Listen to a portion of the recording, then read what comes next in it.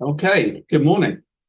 So today we are going to talk about amino acid oxidation, how we metabolize amino acids, how we break them down, the catabolism of amino acids, and then link that in with the urea cycle, because the catabolism of amino acids is intrinsically linked to the urea cycle, mainly because when we break down amino acids, such as this kind of generic one given here, the first thing you need to do is to remove the amine group. And that amine group is then going to go through the urea cycle and then come out as some kind of urine, depending on the animal or the life form. It's going to come out as a different product, but in humans it would come out as in the urea and urine, and the rest of the amino acid can be broken down in a different way. We're going to talk about that today.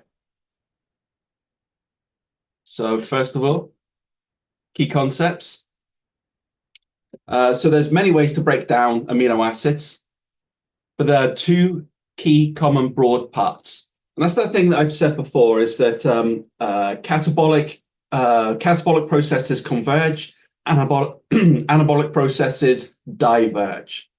So catabolism is all going to converge onto single points. There's going to be a similar single way of breaking things down. And then you're going to converge onto one point, and then everything is going to branch out from that for anabolism to build things. And the simple thing is why reinvent the wheel? Why not just break down everything into one common component and then have a way of breaking down that one common component in order to meet the cellular energy needs? And then you can also, from that one common component, then go and build other things out of that. Its own separate pathways, rather than instead having a separate pathway for each different metabolite. Think of all the millions of different metabolites, breaking down all these metabolites, different pathways, different enzymatic pathways in order to break things down from A to B, and the various different A's to the various different B's, all of the different pathways, all of the different enzymes that are going to be required for that. You just converge onto one point. You can make everything just converge onto one point, make one common metabolite, and then you can build out from that one common metabolite. And that common metabolite, I've mentioned it a few times. Can anyone tell me? I mean, there's a few different kind of common things which it tends to converge onto and then diverge out of. But what is probably the biggest, most important one I've mentioned? That things break down to or often build from. We haven't done too much on anabolism and building from, to be fair, but I have done a little bit, mentioned it a couple of times, but definitely in catabolism, which has been the focus of the course, I've definitely focused on things breaking down into one common metabolite. What metabolite is that?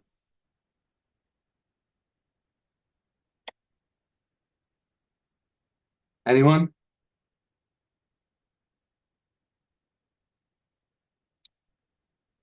So it is acetyl-CoA. Everything tends to break down to acetyl-CoA. Not everything always, but it is one of the key main, probably the most important key main metabolite that things break down to, and you can build out from that. And like I said, I haven't gone too much over that in this course, but I gave the example with the fatty acids in the last section, where you have the fatty acid catabolism and anabolism at the same time. Or you don't have them at the same time, and they're regulated by when things get made from the acetyl-CoA, it will slow down the breaking down of things from acetyl-CoA. That's kind of been mentioned a couple of times, particularly with the fatty acids. I mentioned it, and with gluconeogenesis as well. Actually, I mentioned that. So the key steps really is the first one is to removing the amino group. And then from that, you've got a carbon skeleton, and you can break down the carbon skeleton. There's several main key in the human body, really, in particularly in mammalian tissues, which has kind of been the focus of my lectures. There's four key metabolites in particular. I mean, all of them play a role in some way, but four in particular, which are important for taking around and distributing amino groups: alanine, glutamine, glutamate, and aspartic acid. And really, you can think of them as being that if you produce ammonia, certain processes produce ammonia, you can often they get put onto these groups to transport that ammonia around the body, particularly to the liver, where it can then be metabolized and then turn into urea and urine and excreted. And the reason for that is because, if we skip forward a little bit, reason for that is because free ammonia is toxic. And so we can't just have free ammonia floating around. We need to turn it into urea and then excrete it. I've kind of already mentioned metabolic pathways are not separated. Remember, I said that they converge and then down at acetyl-CoA, and then they diverge out of that. And that kind of means that in a way that the TCA cycle is a key central pathway. And we'll find that because the urea cycle and the TCA cycle overlap at a point, and there's a shunt out and then a shunt back in again to replace what was taken out. And so they're interconnected and intertwined, and we're going to talk about that. Each amino acid has a different catabolic fate. We'll say that talk about that right at the end of this lecture. That'll be next week. And really, that when you break down the the amino acids, they all have different R groups. And so part of the amino acid is going to be common. You know, the amine group, well, that's common. So there's one common way of getting off the amine group. And the carboxylic acid group and the alpha carbon, and the R groups are all different. And because of that, the way that you metabolize them is, or mammals and life really metabolizes them and breaks them down is going to be different. They're going to be metabolized so that we can pull the energy from them. There's energy in those carbon bonds, carbon hydrogen bonds, and we want to get that out. And so we can, because of the different R groups, there's going to be slightly different ways of metabolizing them. But again, we try and overlap them as much as possible. And there'll be perhaps one amino acid that has a metabolic path, and let's say step 1, step 2, step 3, step 4, before you get to a step 4 acetyl-CoA. And so that might be its catabolic path of amino acid 1. But then there might be amino acid 2. And amino acid 2 jumps in at step 2 so that they can share step 3 and step 4 before getting to acetyl-CoA in step 4. So again, these pathways tend to get reused for different things, even if they kind of jump in at different points. So we'll start. And if you start that, really you take in protein from your diet, and then that protein gets broken down into amino acids in your gut, and then it's absorbed into your blood. And then it can be used, if you wish, to build protein. Those amino acid building blocks used to build the proteins in your body. But also at the same token, sometimes your body has proteins that it wants to break down and recycle and use. And so it will break, that's a process called autophagy. And then so sometimes your proteins may break down into the free amino acids again. So you have a pool of amino acids. Some comes from diet, some comes from internally broken down proteins from autophagy processes. And it can be used to build fresh protein, or it can be metabolized. We go downwards. And like I said, the first step in metabolism is removing the amine group, written here as ammonia. And then that ammonia is going to need to, so it's true that those amine groups could be used for various things. Sometimes there's various other biological amines and things like nucleotides. A classic example of the nitrogen-containing compounds, or other amino acids. That's true. And there's several other biological amines that are produced in your body. But if you're not going to use it for those, then you're going to, and the majority of it will be excreted. You don't really use, you only really use a smaller fraction of the amines from your amino acids for other molecules. The majority is going to be excreted. It's going to pass through the urea cycle, turn into urea, and then become excreted as your nitrogen excretion product, depending on what type of life you are. We'll talk about that in the next slide. There's a difference between mammals, humans, mammals, birds, and fish, for example, and the way they excrete their nitrogen. But then, so that's the amine group of the amino acid. And if I draw, just to remind you guys, there's our amino acid. So the amine group is going to come off, and that leaves you with your carbon skeleton. And if you're going to burn your carbon skeleton, typically we'll turn it into a alpha keto acid. And an alpha keto acid is where we go from, and then I'll draw it as the alpha carbon there. You guys are used to this. And we'll draw it up as an R, and there's our amino acid. And an alpha keto acid there is where keto, what is keto going to be referring to? What kind of functional group is keto referring to? You guys have been awfully quiet. Can anyone help me out? Ketone, yeah, ketone group. So what happens is that you go through a process where you convert it into a keto group. And so an alpha keto acid is this. You've lost ammonia and converted it into a keto and the hydrogen as well. You lost the amine and the hydrogen, converted it into a carbonyl, and now it counts as a ketone group, and it's an alpha keto acid because as chemists we would name it as 1, 2, 3. But because we're in biochemistry, it leans into biology a little bit, and this is referred to as the alpha carbon.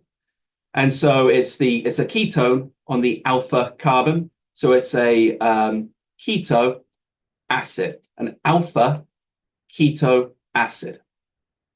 So one of the common metabolites is to make alpha keto acids, such as succinyl CoA, such as alpha ketoglutarate, which are going to enter into, you should be familiar, from the TCA cycle, enter into the TCA cycle to produce energy. And also, and it's written here, it's just plus ATP. I mean, it's ATP, but also that's FADH2 and NADH. And also, if you so wish, to turn into, to go around the cycle into oxaloacetate, and then via the process of gluconeogenesis into glucose. So you can go from amino acids down through into glucose, which is in the liver, which can then supply the body with glucose that can circulate around or be metabolized into glycogen to be stored. Or if you've got an excess of acetyl-CoA, if the liver has an excess of acetyl-CoA, what can we do with that excess of acetyl-CoA that we talked about in the last section? Anyone remind us?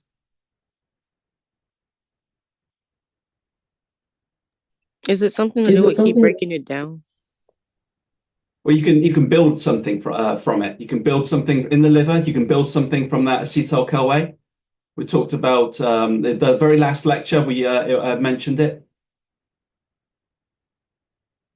The ketone bodies, and also fats.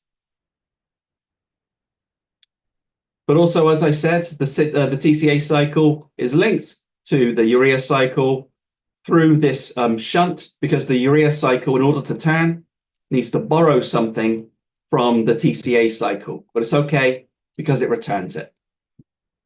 So we're going to cover, today, we will cover as much as possible of this first section, and hopefully finish this first section. And then in the next lecture, we'll cover this section in addition to finishing off anything from the urea cycle. Okay. So, I mean, when does this happen? And it happens when we have more protein than we need. And so either from the degrading proteins from that autophagy, that proteins that we've made in our body, and then we don't need them. So we break them down into their amino acids, and then we can just burn those amino acids because we don't need those amino acids. Or we take in more than we need and from our diet. And they are often it's used because we're in a starvation state. So in between the fed states, when we haven't eaten and we haven't taken in any carbohydrates are preferred, and if we haven't taken in any carbohydrates, then often we will resort to using amino acids, protein amino acids as fuel. So I've kind of talked about this. This is those key concepts that I opened the lecture with. And these are the ones that are going to be addressed in this first section, which is the metabolic fate of the amino groups, the amine groups. That's what I'm going to talk about first of all. And it goes on these key concepts, many ways to break them down, but it really converges. Ammonia is transported around the body in particular with these 4 amino acids, but really any can take part. The metabolic pathway is not separated, they converge. And why do we bother doing all of this? Because ammonia is toxic. We've got to get rid of it. So, like I was saying, is that there's several different ways in which amino acids enter into these this process. And one of the common ones is that perhaps you've eaten some protein, or you have broken down some proteins, and now you have internally, and now you have a high source of amino acids. And what makes things a lot easier is if you've got you've got all of the 20 plus 1 proteogenic amino acids, you've got all of these amino acids, and it'll make things a lot easier, whether or not those amino acids have come from breaking things down internally or from eating them. It make things a lot easier to break them down if we just turn them into one common metabolite, and then that one common metabolite we can just break down that one thing. So what we often do is that when we eat our protein, break down proteins from autophagy, or we have excess proteins coming, for instance, from the muscles, common with glutamine and alanine. There's alanine with its CH3 group, glutamine, which is just like glutamate, but it's just got an extra it's got an amine group. It's the primary amide of glutamate, and we'll all just take it all and just shunt it to glutamic acid. So a lot of these things, a lot of kind of excess amino acids, we just converge them and turn them all into glutamic acid. And part of that works is because glutamic acid, we can make that really easily. And we can make that really easily because we have a lot of alpha ketoglutarate. And alpha ketoglutarate, where do I say we have a lot of alpha ketoglutarate. What process is it has a lot of alpha ketoglutarate that we've talked about? Where did we come up with alpha ketoglutarate? What topic did that come up in? You guys reminds me.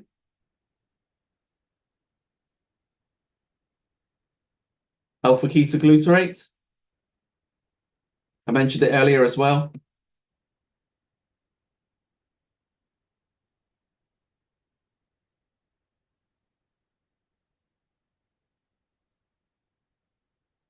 It was the TCA cycle.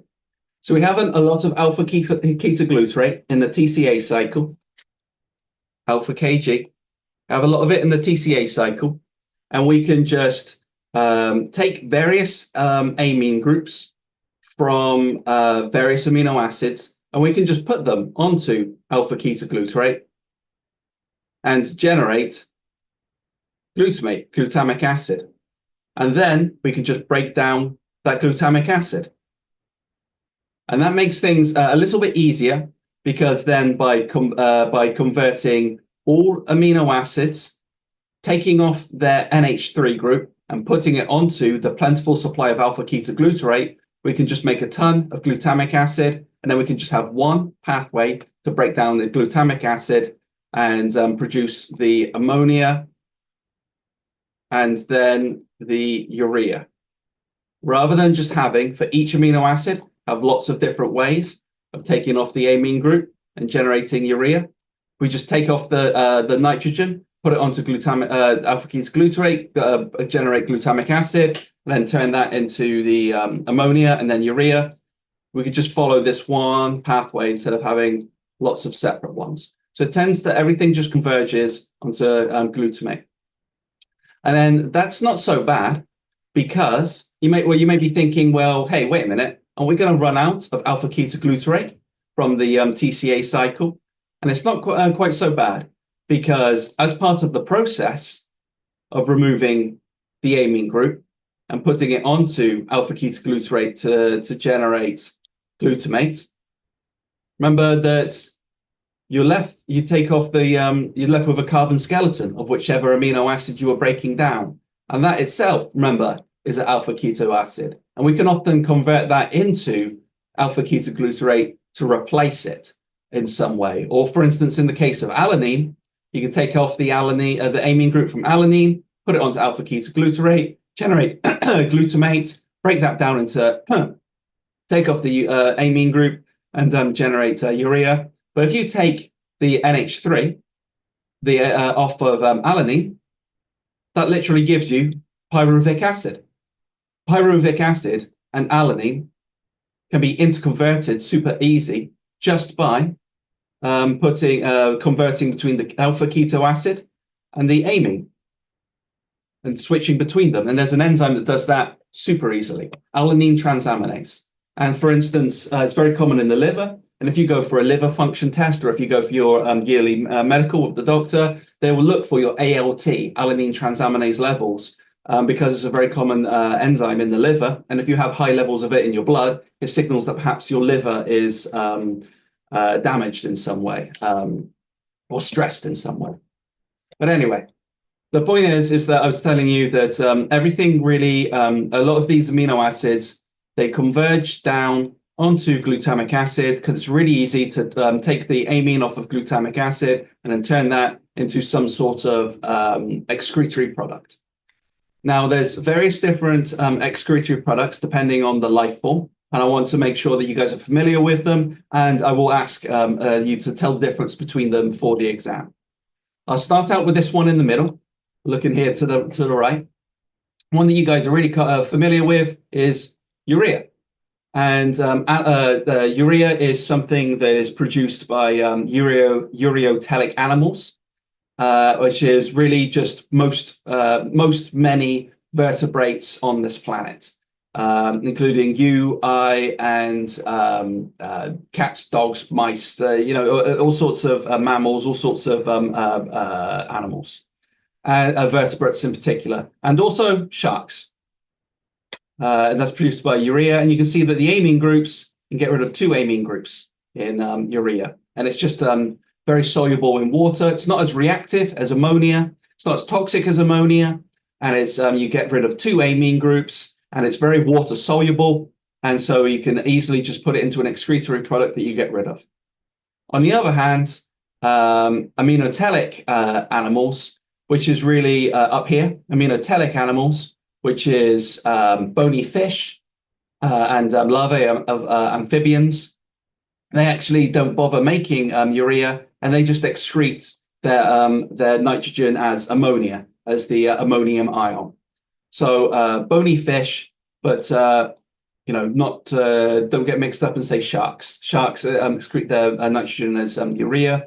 Bony fish excrete it just as ammonia. And on the other hand, down here at the bottom, uricotelic animals, such as birds and reptiles, they excrete their ammonia as uric acid, the structure of which is up here. And this one I think is kind of interesting. They don't have liquid. So these birds and reptiles, they don't have liquid urine like many mammals. So you may have noticed that you may see that like reptile poop is white and bird poop is white. And the reason is because it contains uric acid, and uric acid is white. And because birds and reptiles don't pee, instead they get rid of their nitrogen by converting it into uric acid, and then it comes out in their poop, and it makes their poop white, and that's uric acid. So that's really the difference between the ureotelic, the uricotelic, and the aminotelic animals, the fish, the mammals, and the reptiles slash birds, and how they get rid of their ammonia that has been taken off the amino acids. We need to get rid of it because it's toxic. So we turn it into something that's easily gotten rid of and not so toxic. And there's a summary of that here. So I'm going to talk a little bit about the biology of how we break down amino acids in our gut, or how we break down protein in our gut. Part of the reason why I'm doing this is because it's a really nice segue to talk about zymogens. And I've mentioned zymogens a couple of times. I mentioned zymogens in Biochemistry 1. I mentioned it right at the beginning of Biochemistry 2 when we talked about enzymes. But I didn't go into too much detail about it. But a zymogen is an enzyme which is activated by cleaving off part of it. So recall that enzymes are proteins. Proteins are polypeptides made up of chains of amino acids, and then they've been folded. And you can kind of think of it as if these are all individual amino acids that I'm drawing here, and say that they come together to form a protein. And this is a very small protein. This is our protein. And you can say that this is together. This is a protein. This is an enzyme. And perhaps at the moment, this enzyme is inactive. But if I were to cleave off these two amino acids, then it would convert the enzyme into the active form. That is what a zymogen is. A zymogen is an enzyme that doesn't reach its catalytic activity until part of the enzyme is cleaved off. Now, can anyone remind me, what is a protein that breaks down other proteins? What is that enzyme called? What's that protein called? What's that family?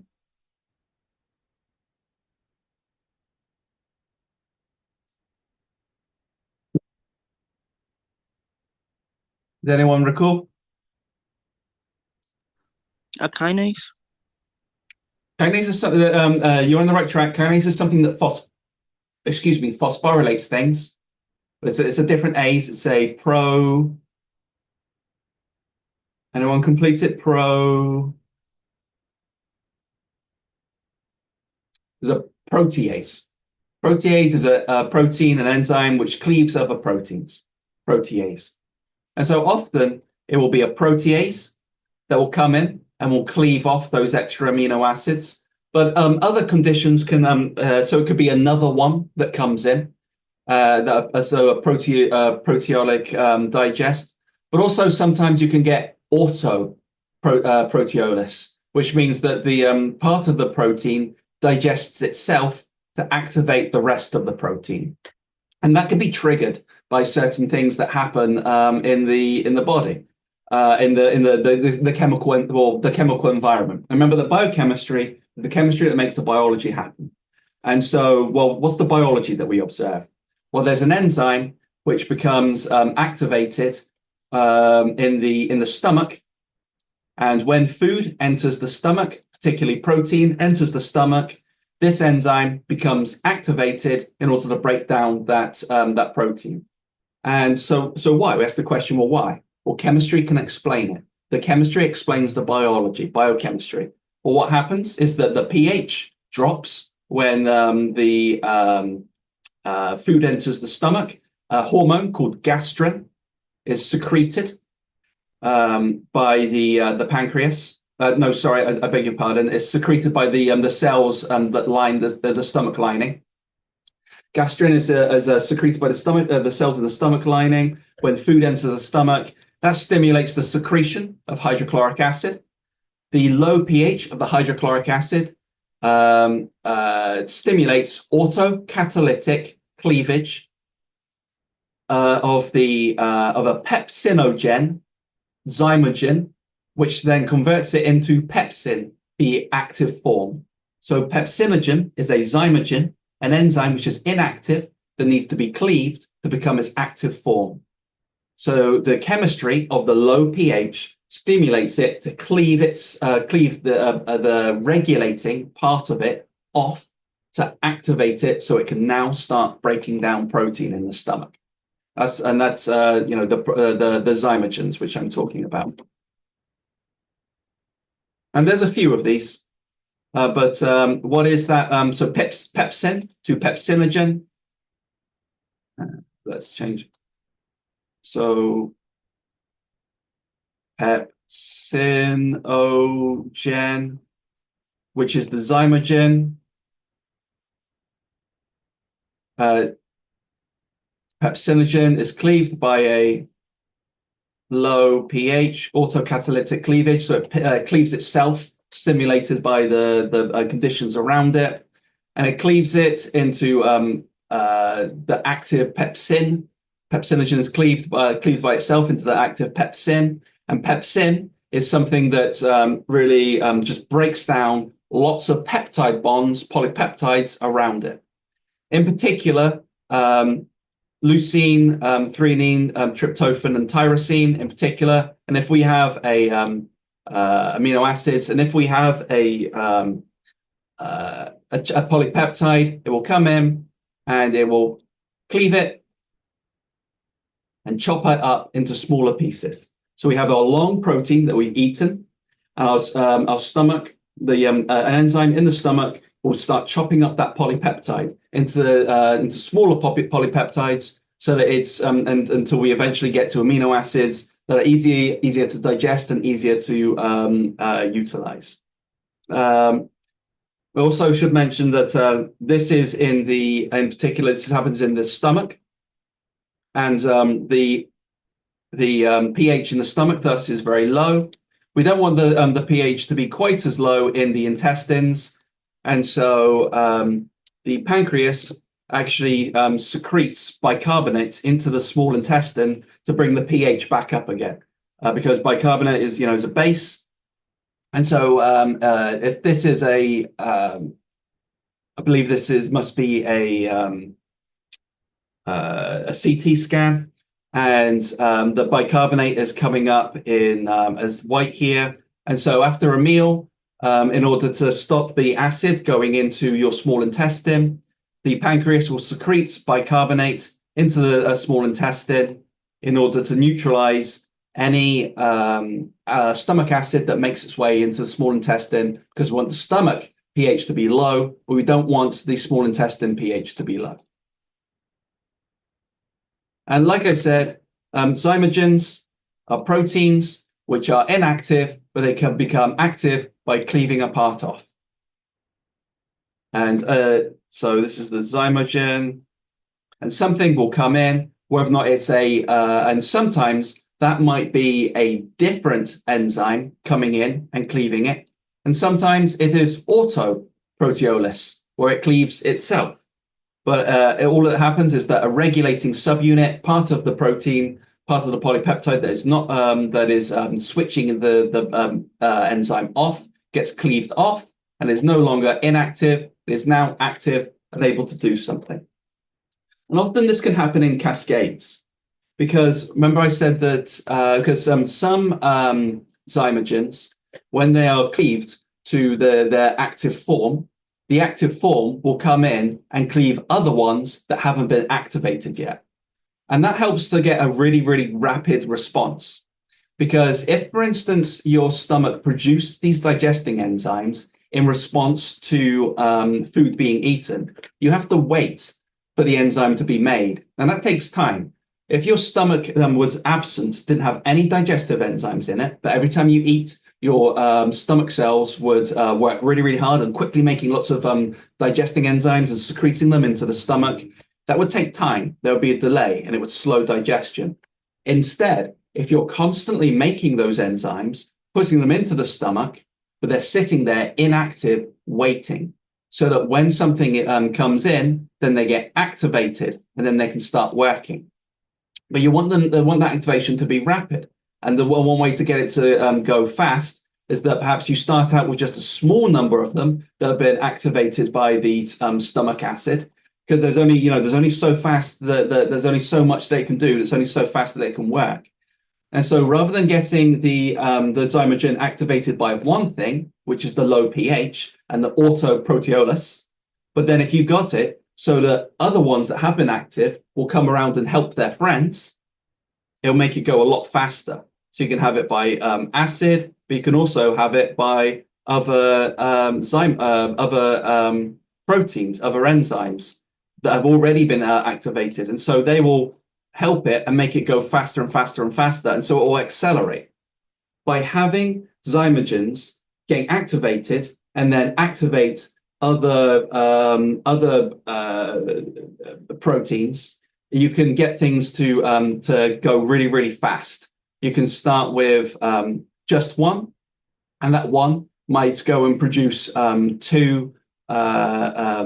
go and split two further zymogens into that active form, which can then go and split another two zymogens, which can then go another split another two zymogens, and you get a rapid cascade where things can respond very quickly because they're activated by the condition, but also they self-activate. They will activate others around them to make them activate faster. This happens in particular with this example here, but also with blood clotting, where you get a cut and a wound, and the oxygen going in will cause certain factors to become active and turn into proteases. And these proteases will selectively cleave other proteases, which will cleave other proteases, which will cleave other proteases, which will cleave other proteases, which will then activate clotting factors. And by doing that, you're thinking, well, why do all of that? Well, every time you do a step of proteases cleaving other proteases, you multiply up the response, because one protease can cleave many proteins. And so if you get one protease that's been activated by some oxygen from a wound, that can go on to activate 10 other proteases. And each of those 10 can activate 10 proteases. So you go 10, 100, 100,000. You can just go up and up and up very, very rapidly and get a rapid response so you don't bleed out. Because if it was just 10 proteases, there's only so fast that 10 proteases can go. If they then each activate another 10, you've accelerated the speed at which they can make a response happen by 10. And if you do that a couple of steps, you're doing it by a factor, and it's not 10, that's just an example, but you're multiplying up a factor, kind of like this tree where it can just get faster and faster and faster by self-activating others. So that's really what a zymogen is, and really why we have these zymogens. Does anyone have any questions about zymogens? Because they are a little bit fiddly and a little bit of an odd concept to come across.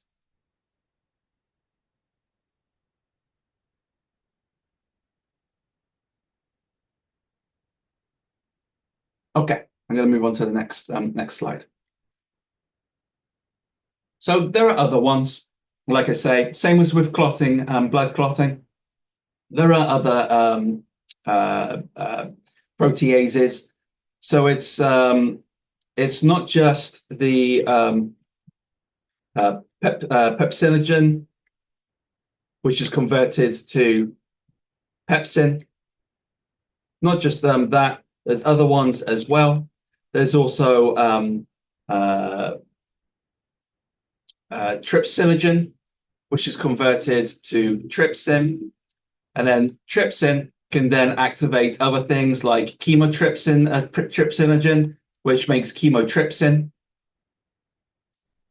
and things like that. These all belong to the family of enteropeptidases, and these are really digestive enzymes.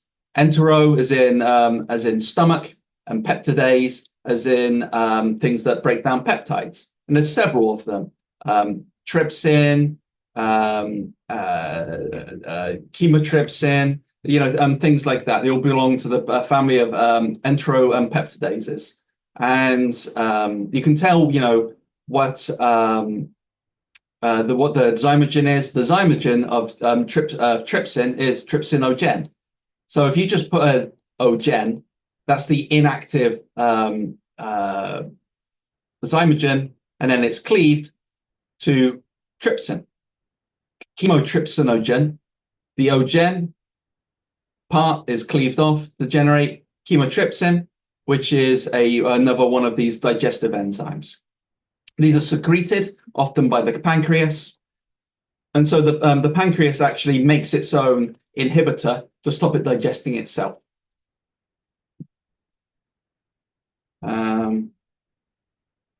I think I can largely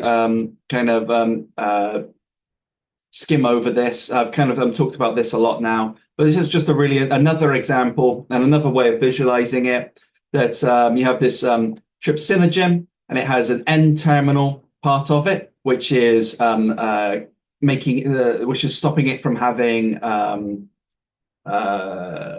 peptidase activity, and so that part gets cleaved off. And then when that part gets cleaved off, the protein rearranges and becomes active. Trypsinogen is the zymogen of trypsin. Chemotrypsinogen is the zymogen of chemotrypsin. Once you've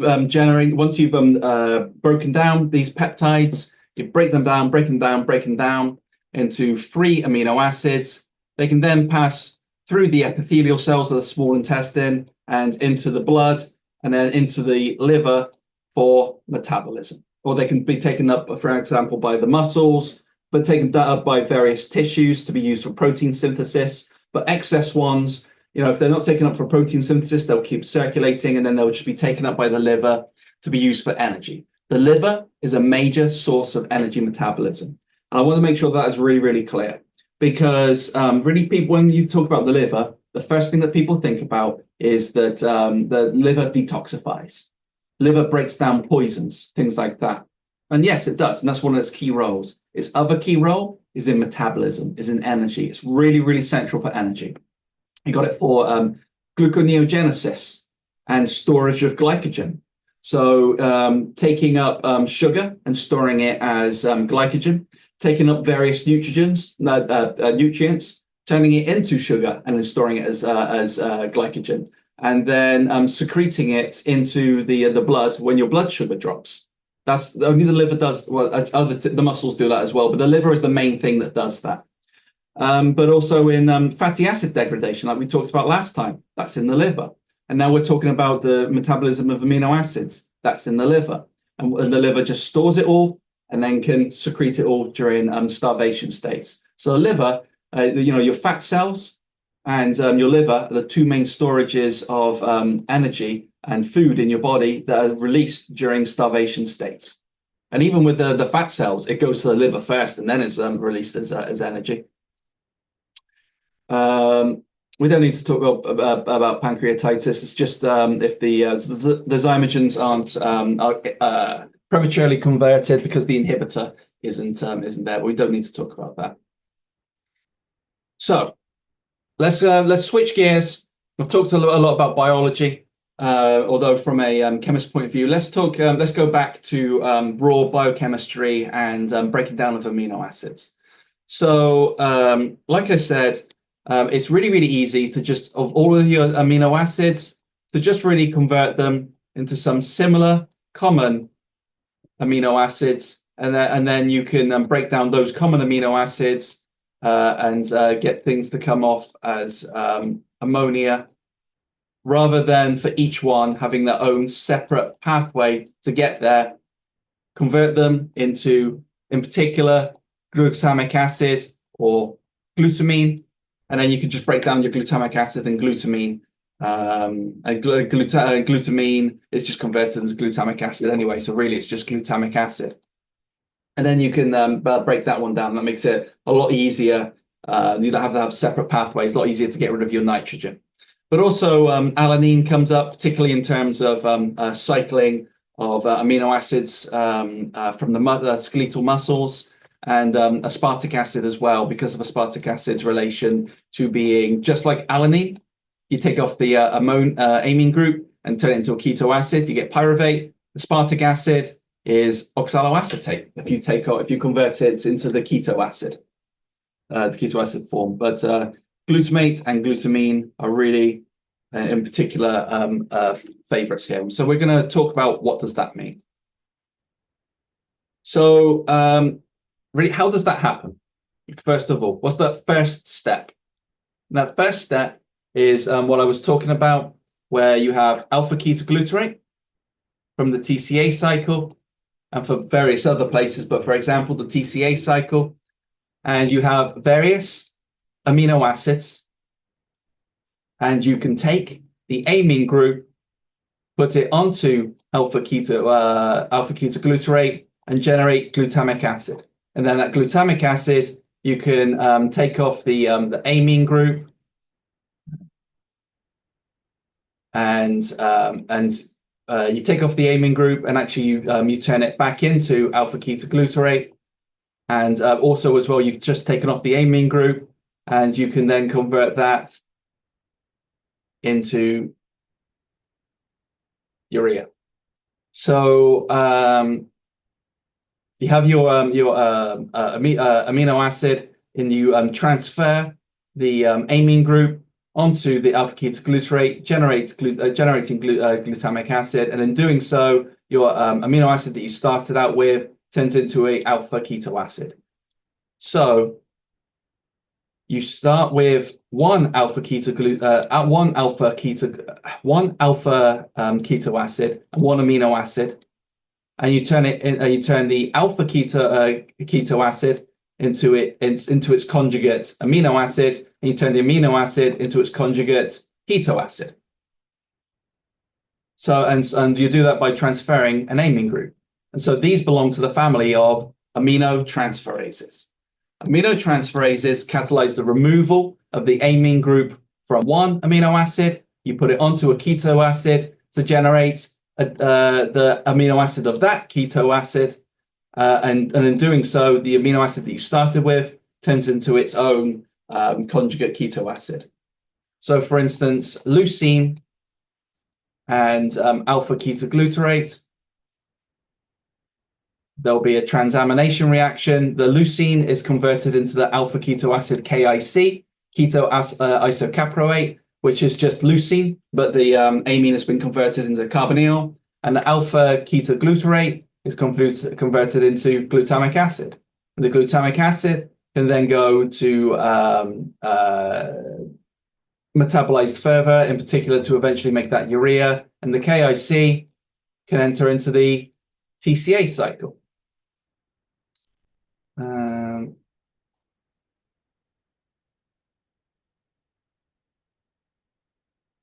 Okay, we'll talk about that a little bit later. One of the important things I'd like to mention is that this has a cofactor, and recall that cofactors are small molecules that help enzymes work better, or it helps them just work, actually. They need them to work.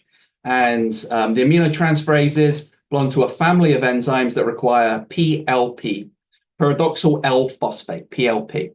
And PLP is vitamin B6, which has got a very strong yellow color. And so they say that make sure you eat lots of foods that got B vitamins in them, take B vitamin supplements. That's important for energy. Well, that's because vitamin B is PLP. It's required for aminotransferases to work, which is required for this whole process to work. And without that process, you can't get the energy that's in the alpha keto acids. You can't break down your amino acids. And so that's why it's such an important vitamin. That's why it's important to have a balanced diet. I've already talked about this process a little bit. The reaction is freely reversible. So if it's freely reversible, what do you think the biochemical delta G is going to be? In a freely reversible reaction, what kind of the biochemical delta G, what kind of range are we looking at there? What kind of number? Like a low negative number. So like Just 0 to 5.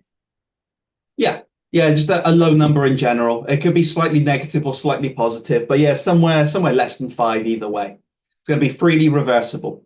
So you can go back and forth. You can start with leucine and turn it into KIC. You can start with alpha ketoglutarate, which I should mention I've been drawing as alpha Kg. That's what alpha ketoglutarate is, and turn it into glutamate. And you can go back and forth between them a bunch because the biochemical delta G is pretty small. It depends on the different. Thank you very much for that answer, Lauren. And it depends on the different aminotransferases, but they've all got a fairly low biochemical delta G, and it goes back and forth quite easily, really depending on the abundance of the thing on each side of the equilibrium in particular. I believe in the next. So don't worry about this slide. Ignore this. I was talking about the chemistry of PLP, and when it switches between the PLP form and the amide form, and really what happens in the catalysis of the aminotransferase in the catalytic process. What happens is that the amine group is transferred onto the cofactor, and then the cofactor holds it and then transfers it onto the new amino acid.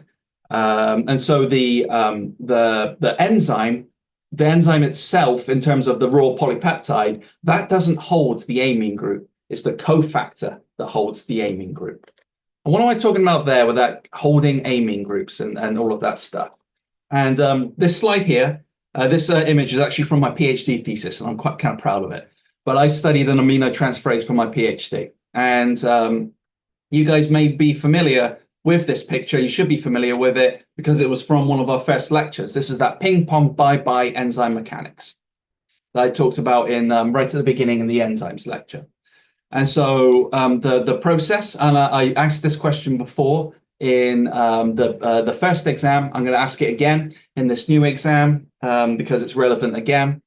The catalytic cycle, ping pong bye-bye, is that a substrate, you start out with the enzyme, and it's in its PLP form. So it's the unmodified enzyme. It's an enzyme with its holding its cofactor, PLP, and the cofactor PLP is unmodified. It's just regular. It's at the beginning of the reaction, unmodified.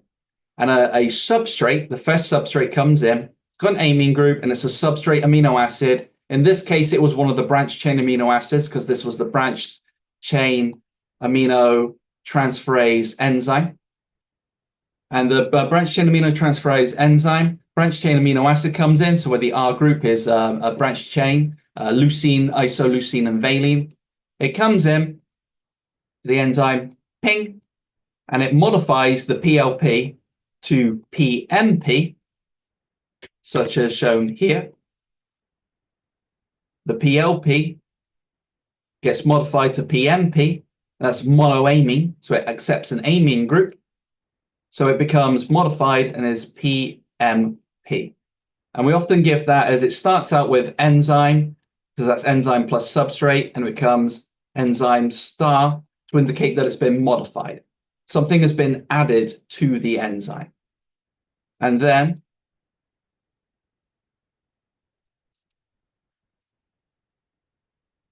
so it comes in, ping, modifies the cofactor, turns it into PMP, so it modifies the enzyme, but in particular at the site of the cofactor, and then it's lost its amine group, and so it leaves pong as a keto acid. So it's the alpha keto acid. And so that if this is leucine amino acid, it's going to leave as keto isocaproate. Pong, and leaves out. The enzyme now is in the modified state because it's left behind that amine as a PMP. Second substrate comes in, which is another alpha substrate, which means an acceptable alpha keto acid, which is usually alpha ketoglutarate, comes in, ping, picks up that amine group that's on the PMP, is converted into a branched chain amino acid, and then leaves as a product, pong, glutamic acid. In doing so, the PMP loses that amine group that it had, so it is no longer modified and goes over to being in the PLP form. And then it can do it again, because now we're back at the start. This point here is this point here. It's the same. And to run through it again, you start with unmodified enzyme. So the enzyme is in the PLP form. The cofactor is unmodified. A substrate comes in, modifies the enzyme by transferring across its amine group, and then exits. And then as a product one, then a second substrate comes in, grabs that modification, becomes modified itself, but restores the enzyme back to its unmodified form, and then leaves as a second product. I'm going to move on from this, but does anyone have any questions?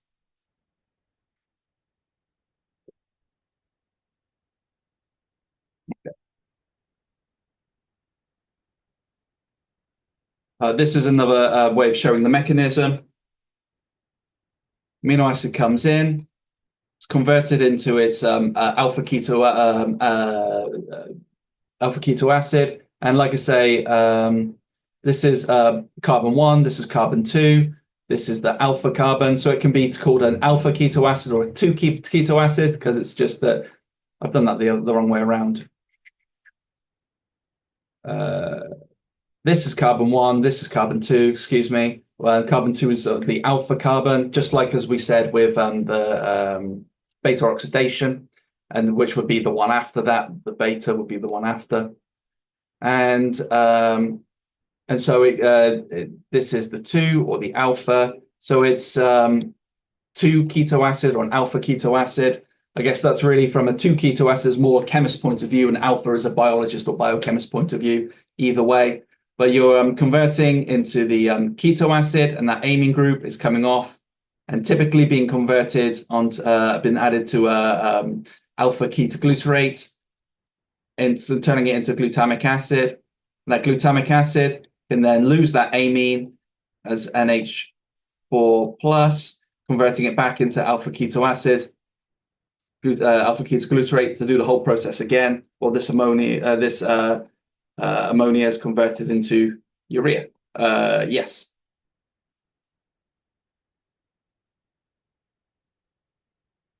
Oh, there we go. So you see the amine group comes in, attacks there, and is converted into the glutamic acid, and can turn it into other things.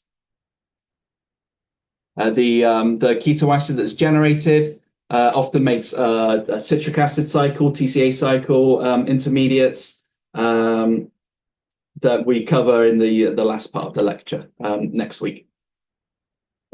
So going back a little bit, really that what we're doing is that we're converting various different, as I was saying, various different sources of protein and amino acids into glutamic acid so we can break it down.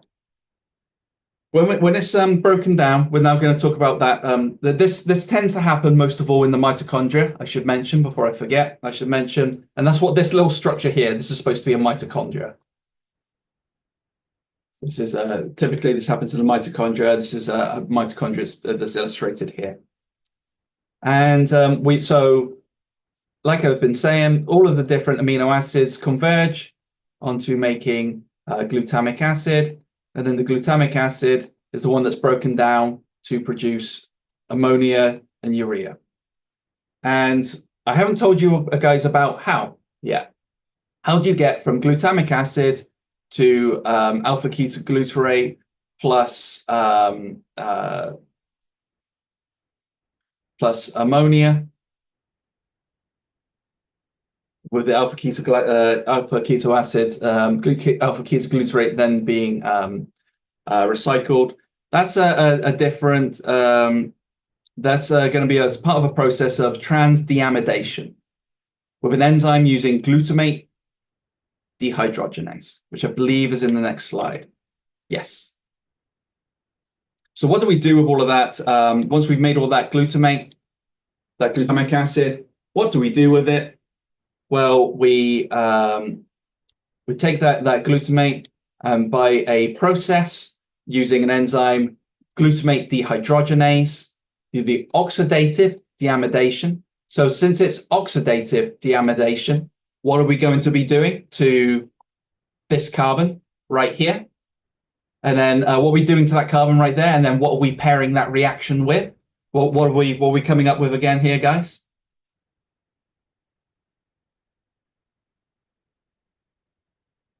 Could you ask the question again? Yeah. So this reaction is an oxidative reaction, oxidative deamidation. So what is happening to this carbon here, kind of given by the hint, oxidative deamination? And then what is that type of reaction? What is it often paired with that we've been talking about a lot? So the carbon would be oxidized and it's paired with the reduction of NADP? That's it, NAD or NADP. It depends on the isoform of GDH, glutamate dehydrogenase. And there's several isoforms, and it's, yep, you're right, well done. It's going to be oxidizing it, and we can see it here. Oxidize it from the amine to the ketone, carbonyl. And in doing so, oxidation is loss of electrons. So it oxidizes, it loses electrons, but those electrons are transferred onto NAD or NADP, depending on the isoform, to generate NADPH. This here is the imine intermediate in the enzymatic process in restoring alpha ketoglutarate that can then, by transamination, from an amino acid to a keto acid. Various amino acids can transfer their amine group onto alpha ketoglutarate, making it into glutamate and generating a keto acid that can enter into the citric acid cycle. That glutamate then, by deamidation, oxidative deamidation reaction with glutamate dehydrogenase, GDH, is then turned into alpha ketoglutarate, and you lose the amine group that comes off as ammonia. This happens in the mitochondrial matrix, and as part of the oxidative process, generates NADH or NADPH.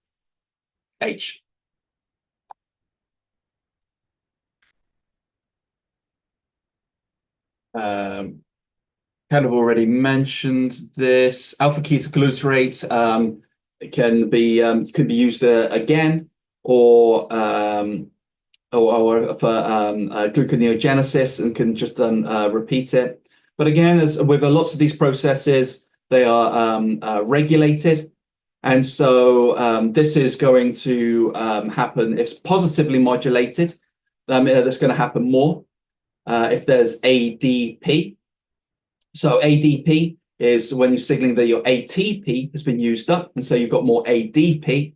And so that ADP is going to be an allosteric positive modulator. It's going to bind to glutamate dehydrogenase outside of the active site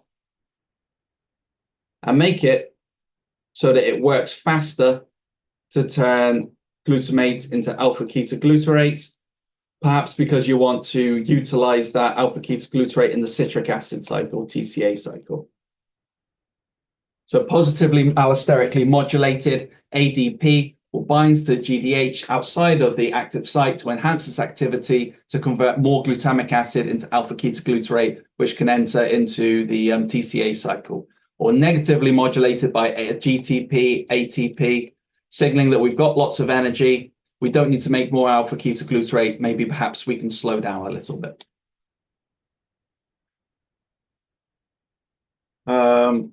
I think no, I'm going to keep going. We're doing good for time. So how's everyone? We're kind of in the thick of it at the moment. How is everyone doing so far? Pretty good. Okay, good. So really, I've been talking about we turn everything into glutamic acid and then break down that glutamic acid in a reaction catalyzed by GDH into ammonia and alpha ketoglutarate. And alpha ketoglutarate can be used for various different things, including cycling again or into the TCA cycle. We'll talk about what we're going to do with that ammonia in a little bit. What I want to talk about, first of all, actually, is the Cori cycle. Cori cycle, C-O-R-I. The Cori cycle.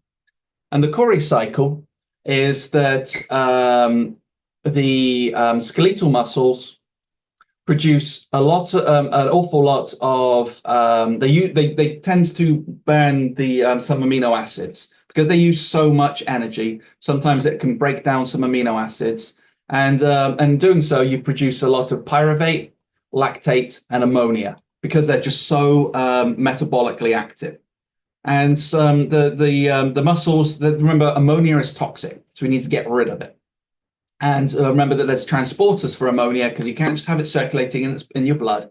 You need to attach it to something so that it's not reactive. And one of the really good things that one of the really handy ways of doing that is that you can get that ammonia, transfer it onto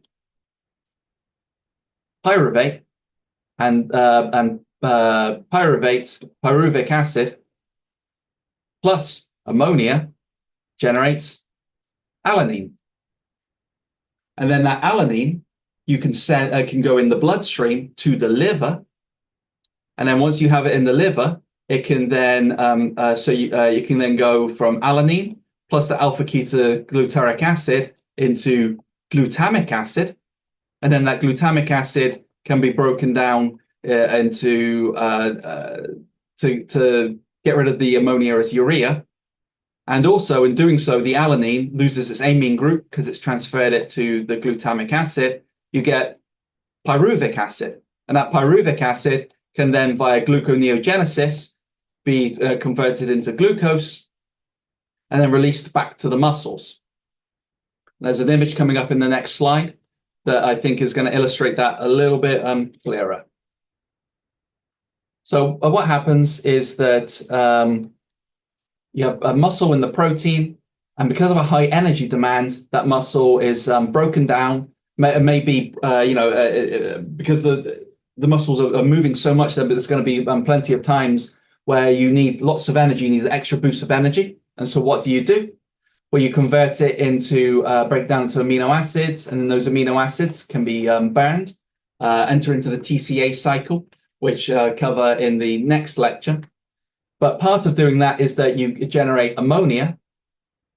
You can put that ammonia onto glutamate and transfer it onto from glutamate via alanine aminotransferase, ALT, can transfer that onto pyruvate.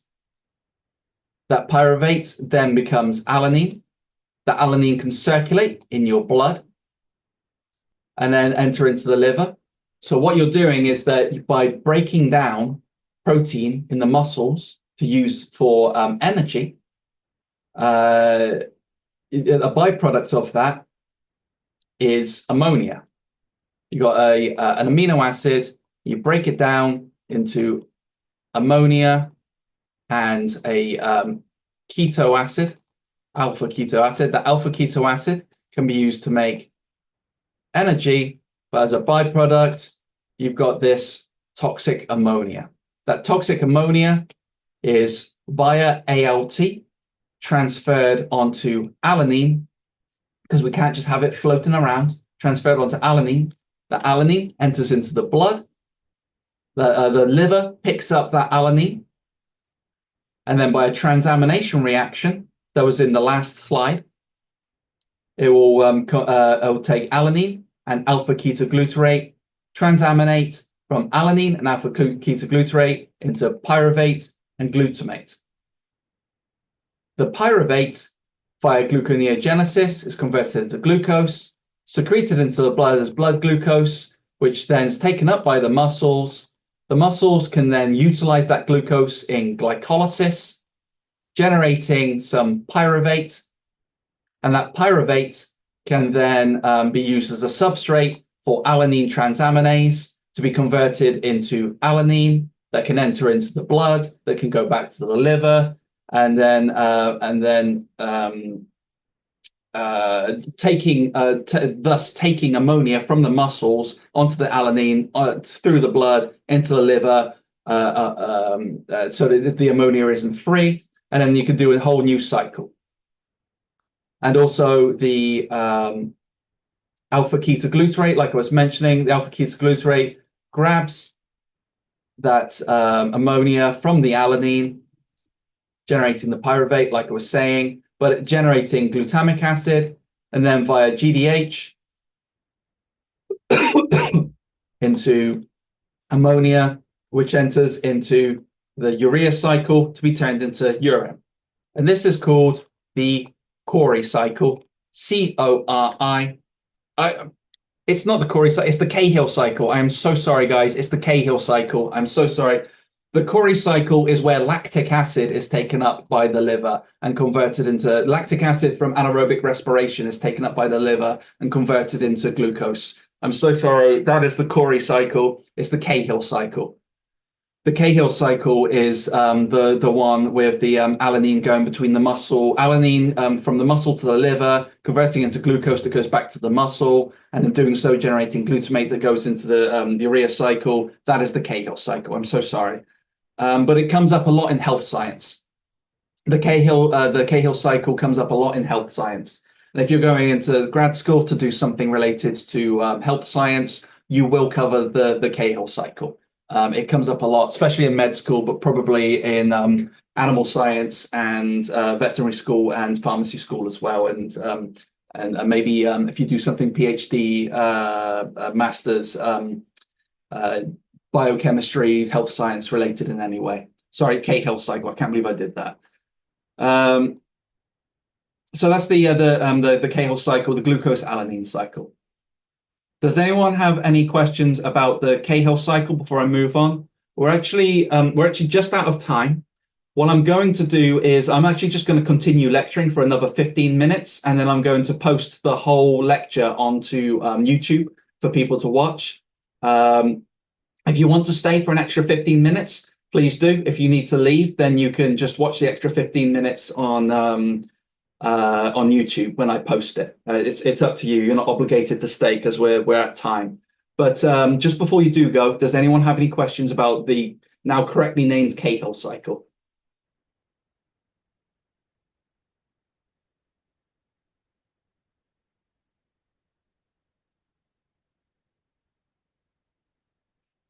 It looks like there's no questions.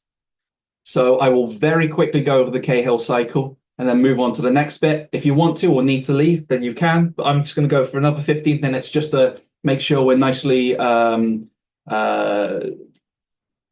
time for lecture material and things like that. And we don't have to rush at the end. I'd rather spend an extra 15 minutes now than rushing in our very last lecture next week. So just to reiterate, sometimes your muscles need to break down protein into amino acids because they need a boost of energy. And those amino acids can enter into the TCA cycle through their alpha keto acid skeletons. But in doing so, you generate ammonia. That ammonia can be transferred onto pyruvate present in the muscles via glutamate using the enzyme alanine aminotransferase. That generates alpha ketoglutarate that can be recycled for various things. But you transfer that ammonia onto pyruvate, which makes alanine, because alanine and pyruvate, the only difference between alanine and pyruvate is the presence of that amine group. And it's a reaction catalyzed by alanine transaminase. You have to do that because ammonia is toxic. So you transfer it onto alanine as a carrier of ammonia in a roundabout way. It's an amino acid, but it's kind of functioning. You know, it's not a carrier of ammonia. It is functioning as a carrier of ammonia. It's still an amino acid, and amino acids have various different roles. Anyway, enters into the blood, is taken up by the liver, a separate alanine transaminase in the liver, then converts the alanine back into its pyruvic acid, and also in the transaminase, puts an amine onto alpha ketoglutarate, generating glutamate. That glutamate can then enter into the urea cycle, generating urine. urea and urine, and the ammonia is excreted. But the pyruvate that you made from the alanine, by taking away that ammonia, is converted via gluconeogenesis. The glucose enters into the blood, taken up by the muscles, is metabolized, generating pyruvate, and you can do a whole new cycle of the Cahill, not Corey, cycle again. Corey cycle would be that lactic acid is taken up, and via gluconeogenesis is turned into glucose. That's that. I'm gonna move on to another thing to mention as well is that, like I said, is that glutamine can also transport. It can transport using this glutamine synthase enzyme, which is abbreviated GS. And so glutamate has got one amine group on it. Well, why have one amine group when you can have two? So glutamine is just a way of making more, transporting more glutamine by you can get some transporting more ammonia. You have some glutamate. You can put an extra ammonia onto it, turn the carboxylic acid into the primary amide, and generate glutamine. And then using the glutamine synthase enzyme. So it's synthase, so it's making something, glutamine, synthase, synthesizing glutamine. And then that glutamine can circulate around in your blood, get taken up by your liver, and then glutaminase. So glutaminase, that's glutamine splitting, will split off that glutamine, will take off that NH2, generating ammonia, which is then excreted in urine, turned into urine and excreted, but then also generating glutamic acid, which could circle around again, or we're using GDH. You can then take off the second ammonia and generate alpha ketoglutarate, which could cycle around again.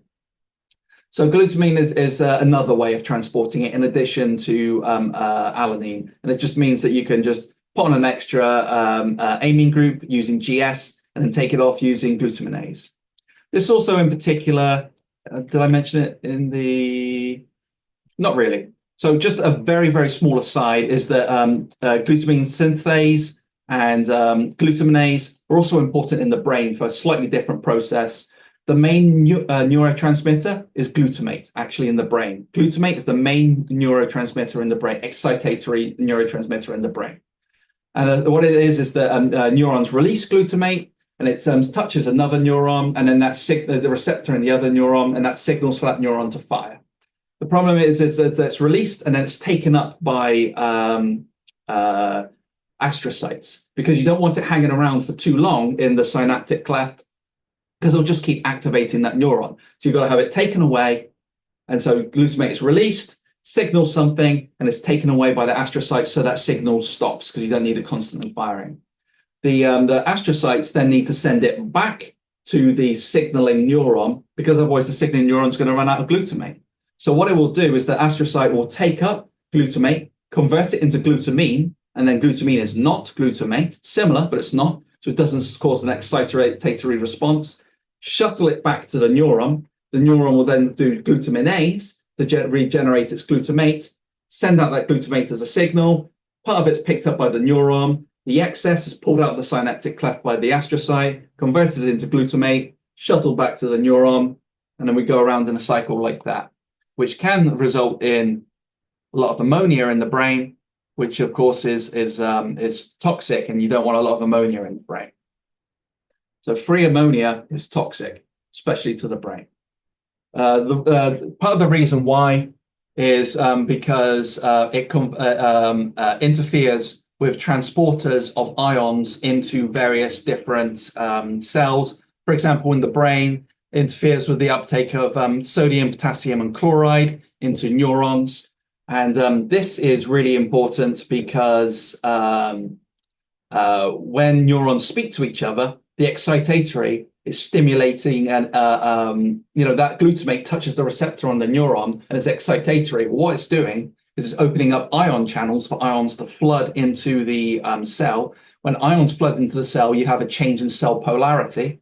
And that polarity is actually what's, your neurons talking to each other. What you're doing is you're telling your neurons to change between different polarities. That's what neurotransmission is. That's what your thoughts are. There's just neurons changing between different polarities, being stimulated by uptake of ions, which is stimulated by excitatory neurotransmitters opening up ion channels.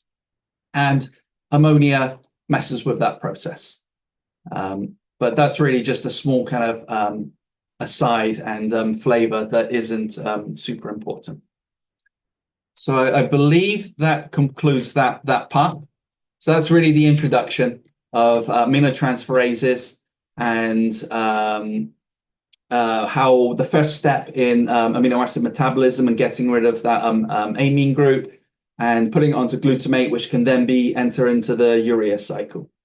The next part we're going to talk about is the urea cycle itself. I'm going to introduce the urea cycle, and then I'm going to leave the lecture there.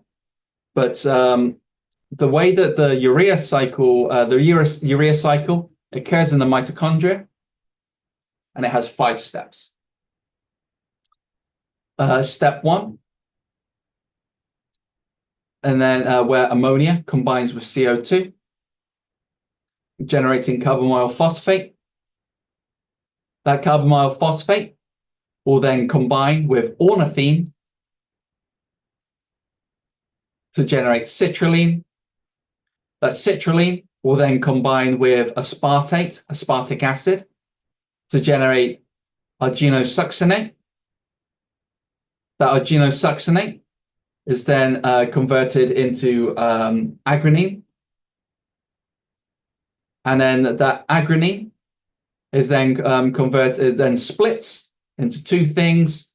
One thing is urea, which is then enters into the bloodstream and is secreted by the kidneys. So this all happens in the mitochondria of liver cells. And then when the agronine splits into urea, which enters into the bloodstream, into kidneys, it also splits into ornithine, which is step 1 again. And so it can circulate again. Ammonia and CO2 into carbamoyl phosphate. Carbamoyl phosphate combines with ornithine to generate citrulline. Citrulline combines with aspartic acid to generate arginosuccinate. Arginosuccinate splits off into agronine. Agronine splits off into urea and ornithine. Ornithine bringing us back to the beginning of the cycle. Urea being the excretory product. You'll notice these 2 shunts in. Aspartate comes in for a little bit to convert citrulline into arginosuccinate, and then it splits off again into fumarate.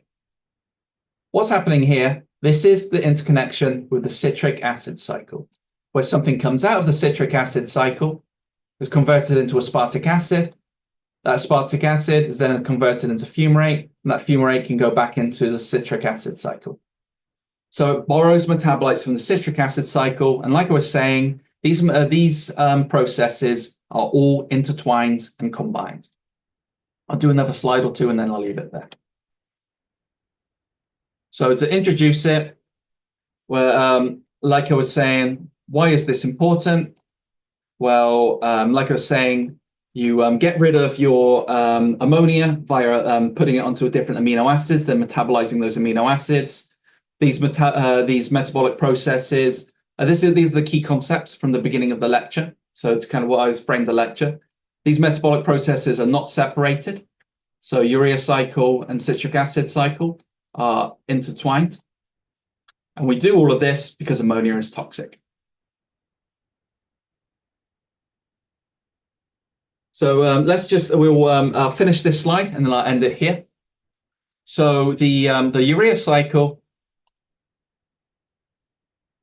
is the pathway in which ammonia in the mitochondria of hepatocytes, which is your liver cells, is converted into urea, so we can get rid of it.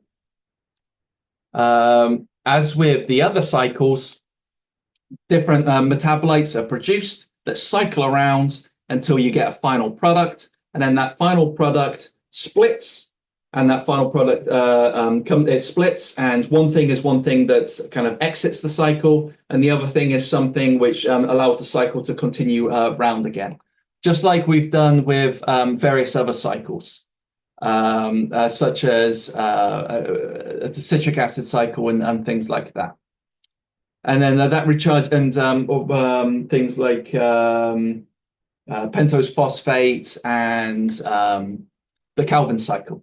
They all go around, and something comes in, gets converted into something, and then that splits off. You regenerate the starting material, and you can just keep going around. Something comes in, goes around, splits off, and then you're back at the start again.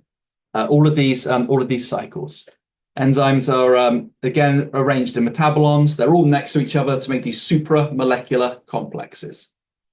The urea that's produced enters the bloodstream and in mammals and sharks, and is excreted into the urine.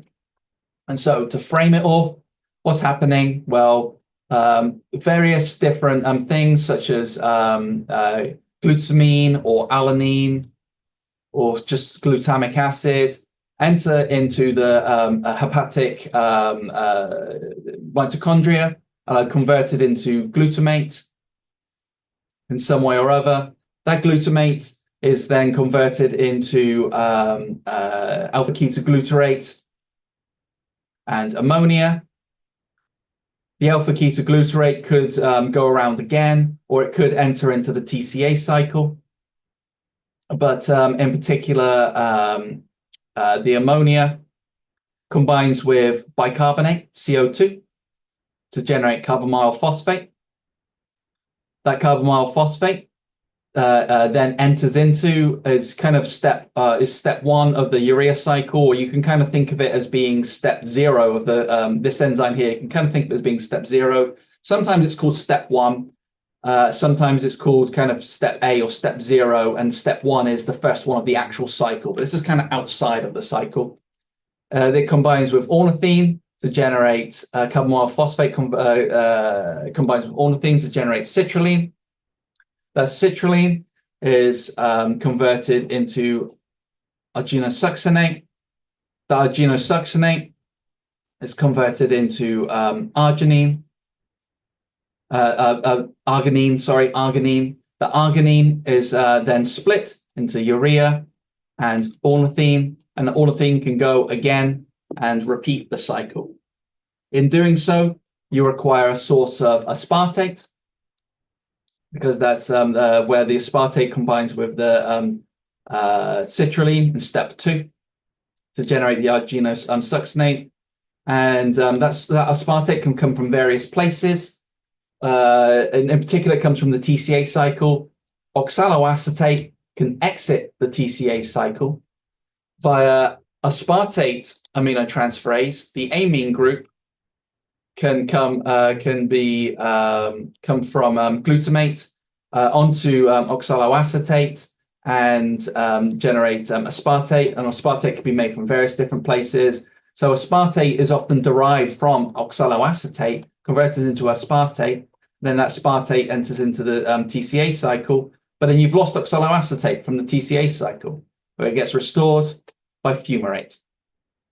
Because there's 1, 2, 3, 4 carbons of oxaloacetate, 1, 2, 3, 4 carbons of fumarate. So the fumarate can enter back into the TCA cycle to restore the oxaloacetate, which has been lost there, which I believe.